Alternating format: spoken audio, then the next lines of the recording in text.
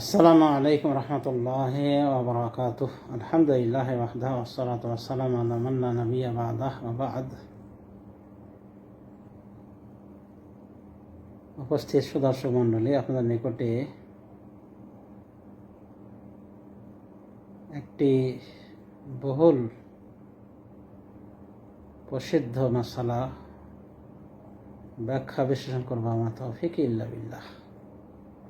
এমনও হয় যে অনেকের জোহর কাজা হয়ে গিয়েছে, আর এই কাজা সালাতের কথা তার স্মরণ হয়েছে আসর সালাতের একামতের সময়। তাহলে সে কি আসরের জামাতে শামিল হবে আসরের নিয়তে নাকি জোহরের নিয়তে, যেহেতু তার জোহর ছুটে গিয়েছে, নাকি সে জোহর আলাদাভাবে আদায় করবে, এরপরে আসর আদায় করবে? কোনটা সঠিক? এ বিষয়ে সালাফি ওলামায়ে কেরামরা যেটা বলে থাকেন এবং যেটা হাদিসের অনুকূল, সহিহ দলিলের অনুকূল, সেটা হলো যে আগে তার ওই কাজা নামাজ আদায় করে নিতে হবে, অর্থাৎ জোহরের নামাজ আসরের আগে আদায় করে নেওয়ার চেষ্টা করতে হবে। কিন্তু এমন যদি হয়, যেমন মাসআলায় বলা হয়েছে যে সালাতুল আসরের একামত হয়েছে, তখন তার মনে হয়েছে যে তার জোহর সালাত বাকি রয়েছে, এখন কি করবে? এখানে ওলামায়ে কেরাম দৃষ্টিভঙ্গি হলো সালাফি ওলামায়ে কেরামদের যে এই সময়ে সে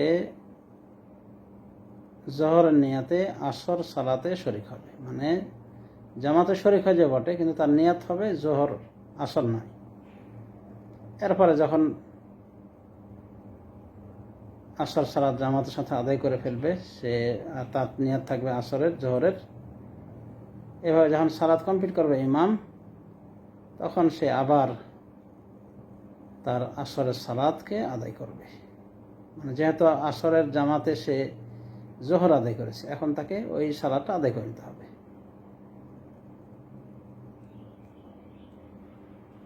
একই নিয়ম যদি কারো মাগরিব ছুটে থাকে, কাজা হয়ে গেছে, নিয়ম হলো আগে আদায় করে নেবে, এশার আগে আদায় করে নেবে। কিন্তু যদি তার স্মরণ না হয়, এদিকে এশার একামত হয়ে গেছে, তাহলে সে কি করবে? এশার নিয়তে ঢুকবে নাকি মাগরিবের নিয়তে ঢুকবে, যেহেতু তার মাগরিব কাজা রয়েছে? এখানেও সালাফে ওলামায়ে কেরাম বলছেন যে সে মাগরিবের নিয়তে প্রবেশ করবে এশার সালাতে, এশার জামাতে।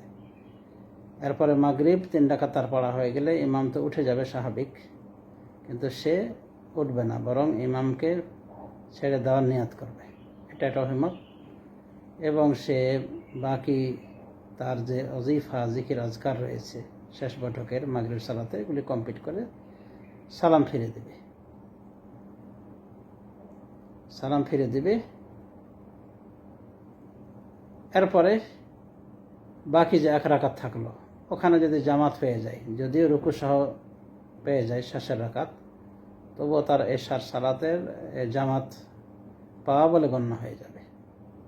তার মানে বাকি 1 রাকাতে সে এশার নিয়তে প্রবেশ করবে। এটা শেখ ইবনে উসাইমিন রহমতুল্লাহ আলাইহি বলেছেন, এবং একই মাসালা শেখ আলবানীরও।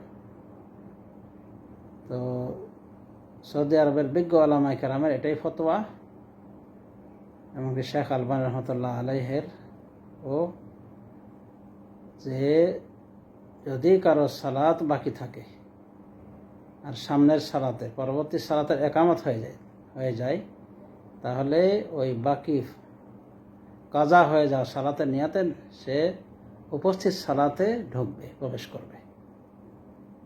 যেমন বুঝতে পারলেন যে এশার সালাতে প্রবেশ করেছে, মাগরিবের সালাত তার বাকি রয়েছে, তো এশার সালাতে প্রবেশ করবে মাগরিবের নিয়াতে। অনুভবে জোহর সালাত বাকি থাকলে আসর সালাতে প্রবেশ করবে জোহরের নিয়াতে। এখানে একটা মাসলা, যে যদি উপস্থিত সালাতের টাইমটাও একেবারে শর্ট হয়ে যায়, যে অন্য কোনো সালাতের আর টাইম নাই, পড়তে সময় হয় না, কেবল মাগরিবের আসরের সালাতটা তার পড়ার সময় আছে, মানে এরপরে সূর্য ডুবে যাবে, এটাকে বলা হয় জিকুল ওয়াক্ত, মানে সময়ের সংকীর্ণতা, মানে সময়টা এতটাই শর্ট হয়েছে যে উপস্থিত সালাদটা শুধু আদায় করতে পারবে। এমতো অবস্থায় তারতিব সিরিয়াল সালাত আদায়ের সিরিয়ালটা পড়ে যাবে। এই সময় কেবল সে জোহর সালাত বাকি রেখে আসর সালাত আদায় করে দিতে পারবে, কারণ সূর্য ডুবে যাওয়ার উপক্রম হয়ে গিয়েছে। তো এর আগে সে তো কেবলমাত্র একটা সালাতে আদায় করতে পারবে, দুটো পারবে না। কাজে দুটো সালাতকে একসাথে যেহেতু পারবে না আদায় করতে, এমনকি উপস্থিত সালাতের সময়টা শর্ট হয়ে আসছে, কাজে উপস্থিত সালাতটা আদায় করবে। এরপরে অন্য সময় তার ছুটে যাওয়া সালাতটা কাজা আদায় করে নেবে। অন্যভাবে আর একটা উদাহরণ হলো, যেমন ফজর সালাত। ফজর সালাতের সময় তার স্মরণ হয়েছে যে তার এশার নামাজ কাজা রয়েছে, এশা পড়েননি। এখন ফজর সালাতের টাইমটা এত শর্ট হয়েছে তার জন্যে যে একটু পরে সূর্য উঠে যাবে, মাত্র কয়েক মিনিট টাইম রয়েছে, যার ভিতরে শুধুমাত্র ফজরের ওই 2 রাকাত ফরজ সালাতে আদায় করতে পারবে, এশার সালাত আদায় করতে পারবে না। তখন তার জন্য সালাত আদায় করার ক্ষেত্রে তারতিব ঠিক রাখা জরুরি নেই। মানে তাকে ওই আগে এশা আদায় করতে হবে, যেটা ছুটে এসে এরকম নয়, বরং তাকে কি করতে হবে, আদায় করে নিতে হবে আগে ওই ফজর, উপস্থিত ফজরের 2 রাকাত সালাত, এরপরে সময় করে এশার সালাত পড়ে নেবে। তো যদি টাইম শর্ট হয়ে যায়, মানে একেবারে টাইমটা শর্ট হয়ে আসছে উপস্থিত সালাতের, যে ওই সালাদটা কেবল আদায় করতে পারবে, তাহলেই কেবল ওই সালাদটা আদায় করতে পারবে, এছাড়া পারবে না।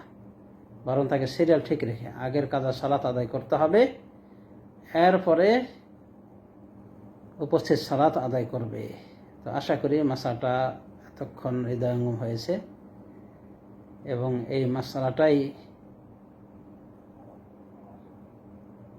ভিন্ন মত থাকলেও এটাই হলো সঠিক অভিমত, যা দলিল সম্মত, যে উপস্থিত সালাতের টাইম যদি থাকে, যথেষ্ট টাইম থাকে উপস্থিত সালাত আদায় করার, তাহলে আগে কাজা সালাত আদায় করে নেবে এবং উপস্থিত সালাত পরে আদায় করবে। যদি জামাত খাড়া হয়ে যায় উপস্থিত সালাতে, তবুও কাজা সালাতের নিয়াতে ওই জামাতে শরীক হবে। যেমন মাগরিব কাজা রয়েছে, এদিকে এশার সালাতের একামত হয়ে গিয়েছে, তাহলে এশার সালাতে শামিল হবে মাগরিব সালাতের নিয়াতে, নতুবা তার নামাজ হবে না। সৌদি আরবের মাশায়েখরা এভাবে ফতোয়া দিয়েছেন, বরং তাকে আবার ঘুরিয়ে পড়তে হবে। অন্যভাবে জোহর বাকি রয়েছে, মানে আদায় করা হয়নি, কাজা হয়ে গেছে, এদিকে সে আসরের আগে আদায়ও করতে পারেনি বা স্মরণ হয়নি তার, এমত অবস্থায় আসরের একামত হয়েছে আর তার স্মরণ হয়ে গেছে, তাহলে তাকে আসরের নিয়াতে নয়, বরং জোহর নিয়াতে ওই আসর সালাতে শামিল হতে হবে। এভাবে জোহর আদায় করার পরে এরপরে সালাতুল আসর সে একাই আদায় করবে, অথবা ওনাদের নিয়ে জামাতে আদায় করতে পারে। শুধু একটি অবস্থা, সেটা হলো জরুরি অবস্থা, যে উপস্থিত সালাতের টাইম যদি শর্ট হয়ে যায়, তাহলেই কেবল ব্যতিক্রম করতে পারবে, মানে কাজা নামাজ রেখেই উপস্থিত নামাজ আদায় করে নেবে। এটা কেন? এই জন্য যে যাতে করে দুটো নামাজই তার জন্য কাজা না হয়ে যায়। সময় সংক্ষেপ হলে, যেমন মাগরিবের মাত্র সময় আছে না, মাগরিব হতে অল্প সময় বাকি রয়েছে, মানে কেবল আসরটা পড়তে পারবে, আর আসর তার পড়া হয়নি। তো যদি তার ছুটে যাওয়া জোহর পড়ে আগে, তারপর আসর পড়ে, তাহলে অবশ্যই দেখা যাবে যে মাগরিবে আজান হয়েছে, তাহলে তো দুটো নামাজ তার কাজা হয়ে গেল। তো এখানে ওলামায়ে কেরাম বলছেন যে দুটো নামাজ কাজা হওয়ার চাইতে একটা নামাজই কাজা হোক, এটাই সহনশীল, এবং এটাই হলো সঠিক ফতোয়ার অনুকূল এবং সম্পূর্ণ যৌক্তিক। আল্লাহু আ'লাম। সাল্লাল্লাহু আলা নবিয়্যিনা মুহাম্মদ ওয়া আলা আলিহি ওয়া সাহবিহি আজমাইন। আসসালামু আলাইকুম ওয়া রাহমাতুল্লাহি ওয়া বারাকাতুহু।